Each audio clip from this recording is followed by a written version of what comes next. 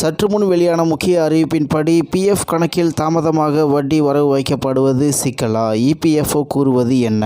செய்தியை முழுமையாக கேட்கறதுக்கு முன்னாடி நம்ம சேனலை சப்ஸ்கிரைப் பண்ணலாம். சப்ஸ்கிரைப் பண்ணிக்கோங்க. மறக்காமல் பெல் பட்டனை கிளிக் பண்ணிக்கோங்க. அப்போ தான் நம்மளுடைய அப்டேட்டட் நியூஸ் உங்களுக்கு உடனுக்குடன் வந்து சேரும்.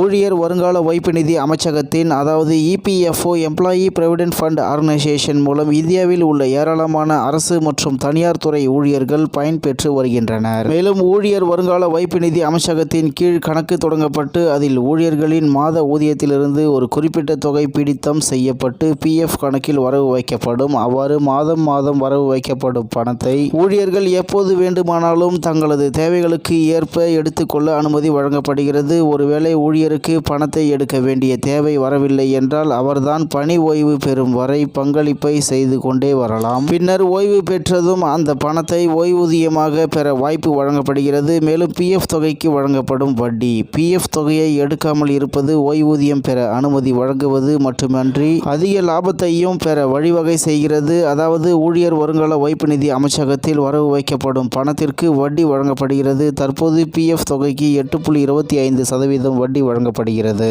மேலும் தற்போது நடைமுறையில் உள்ள எந்த ஒரு சேமிப்பு திட்டங்களை விடவும் ஊழியர் வருங்கால வைப்பு நிதி அமைச்சகத்தில் வழங்கப்படும் வட்டி விகிதம் அதிகமாகவே உள்ளது. இதன் காரணமாக இந்த திட்டத்தில் உள்ள பணத்தை எடுக்காமல் நீண்ட நாட்கள் முதலீடு செய்து வருவது சிறந்த பலன்களை வழங்கும். மேலும் வட்டி தாமதமாக வரவு வைக்கப்படுவது சிக்கலா? இபிஎஃப்ஓ கூறுவது என்ன?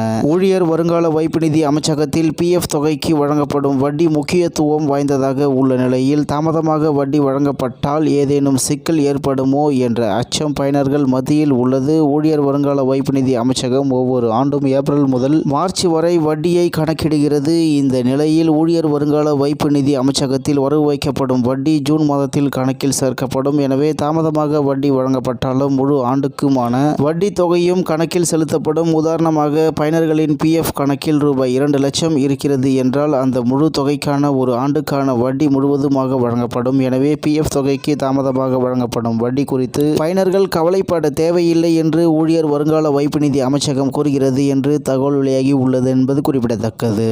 இத்துடன் இன்றைய முக்கிய செய்தி நிறைவேறுகிறது. மேலும் இது போன்ற செய்திகளை உடனுக்குடன் தெரிந்து கொள்ள ஆர்கே நியூஸ் தமிழ்நாடு சேனல் உடன் இணைந்திருங்கள். நன்றி, வணக்கம்.